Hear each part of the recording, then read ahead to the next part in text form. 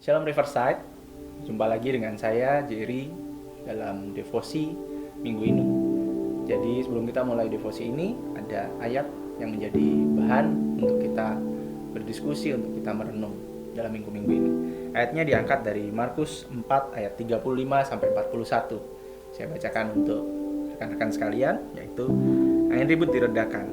Pada hari itu, waktu hari sudah petang, Yesus berkata kepada mereka, "Kemarilah kita bertolak ke seberang." Mereka meninggalkan orang banyak itu lalu bertolak dan membawa Yesus beserta dengan mereka dalam perahu, di mana Yesus telah duduk dan perahu-perahu lain juga menyertai dia. Lalu mengamuklah taufan yang sangat dahsyat dan ombak menyembur masuk ke dalam perahu, sehingga perahu itu mulai penuh dengan air. Pada waktu itu Yesus sedang tidur di buritan di sebuah tilam. Maka murid-muridnya membangunkan dia dan berkata kepadanya, "Guru, engkau tidak peduli kalau kita binasa." Ia pun bangun, menghardik angin itu dan berkata kepada danau itu, "Diam, tenanglah." Lalu angin itu reda dan danau itu menjadi teduh sekali. Lalu ia berkata kepada mereka, "Mengapa kamu begitu takut? Mengapa kamu tidak percaya?" Mereka menjadi sangat takut dan berkata seorang kepada yang lain, "Siapa gerangan orang ini? Sehingga angin dan danau pun taat kepadanya." Jadi itu adalah ayat yang akan menjadi perenungan kita pada minggu ini. Dan di sini ada dua hal yang akan menjadi bahan pertanyaan, bahan perenungan kita. Yang pertama adalah, di mana letak fokus kita saat ini? Apakah pandangan kita terletak di badai yang terjadi atau Yesus yang ada di tengah-tengah badai bersama dengan kita? Kira-kira apa yang sering membuat kita sulit melihat Yesus saat badai terjadi dalam kehidupan kita? Di poin kedua adalah tujuan Tuhan untuk membawa kita melalui badai kehidupan adalah untuk membawa kita kepada pengenalan yang lebih dalam akan Dia. Apakah saudara mengalami ini melalui badai COVID-19 ini? Atau apakah kita malah mempertanyakan kasih-Nya kepada kita seperti yang dilakukan oleh murid-murid Yesus?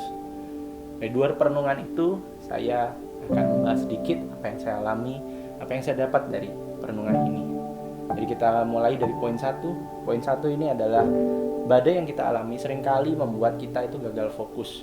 Mata, hati, dan pikiran kita dari fokus yang utamanya hanya kepada Kristus, dari fokus kita berubah menjadi kepada badai, kepada masalah yang ada di depan kita.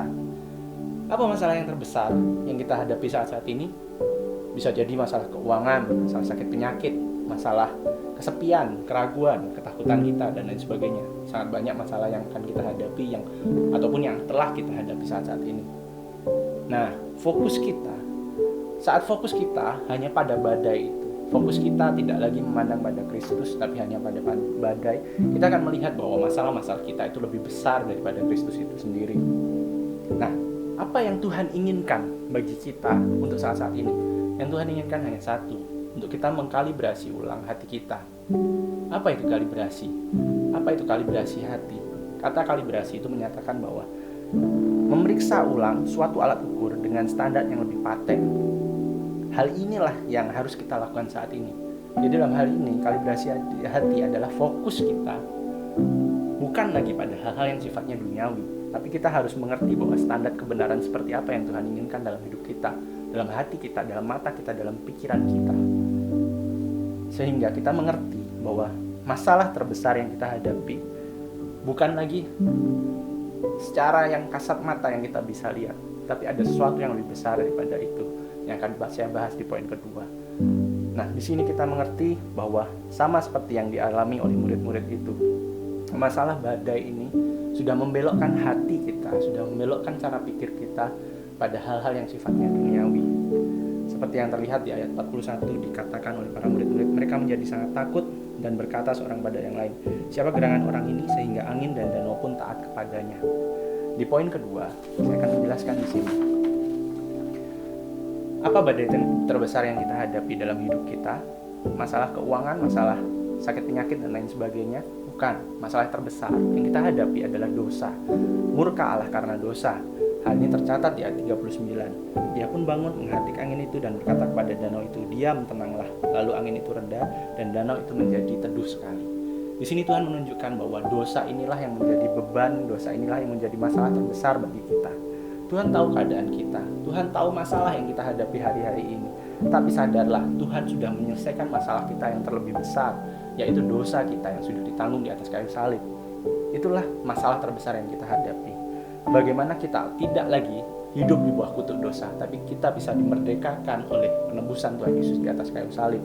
Sehingga di Roma 8 ayat 32 dinyatakan dengan jelas, saya bacakan untuk saudara-saudara, Ia yang tidak menyayangkan anaknya sendiri, tapi yang menyerahkannya bagi kita semua.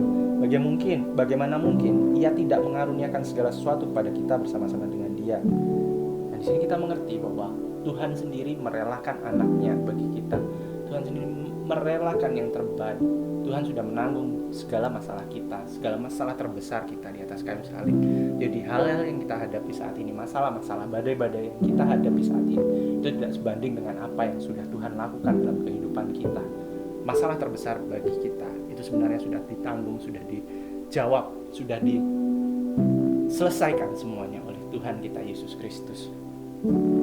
Jadi kita mengerti sekarang bahwa segala sesuatunya ini yang terjadi saat ini itu adalah baik bagi kita. Segala sesuatu yang terjadi saat ini adalah kembali lagi karena Tuhan mengasihi kita. Tuhan ingin mengembalikan hati kita, fokus kita hanya padanya. Dan kita tahu bahwa masalah-masalah yang kita hadapi ini adalah masalah-masalah yang sudah ditanggung oleh Tuhan, sudah dimampukan oleh Tuhan untuk kita melalui ini semua. Saya akan tutup dengan sebuah cerita. Cerita ini mengenai tentang seorang stuntman. Jadi kalau kita bicara tentang stuntman adalah orang yang melakukan hal-hal yang cukup bahaya dalam hidupnya. Nah, suatu ketika stuntman ini ingin melakukan sebuah atraksi yang sangat bahaya. Dia ingin berjalan dari sebuah gedung A ke gedung B, lalu dia mengundang banyak wartawan di sana, banyak orang di sana. Mereka semuanya berkumpul di kedua gedung itu. Stuntman ini memasang hanya seutas tali antara dua gedung itu. Stuntman ini melangkah dengan pelan dari gedung A ke gedung B, dan akhirnya dia berhasil jalan dengan selamat sampai ke gedung B. Sampainya ke gedung B, semua orang bertepuk tangan, bersukacita. Nah, kemudian stuntman ini ingin melakukan kegiatan yang selanjutnya, yaitu dia ingin kembali ke gedung A.